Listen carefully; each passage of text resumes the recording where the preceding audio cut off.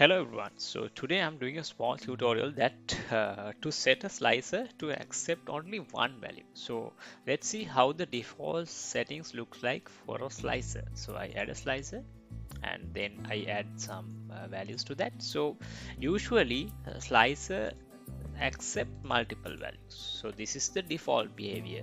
I want to set it to accept only one value. So let's see how we can do that. Now we need to change the settings, and if you click here, the settings is not enabled here now. So what you need to do is click the visual, go to format and go to slicer settings, and then there's a section called selection, and here you can say select single.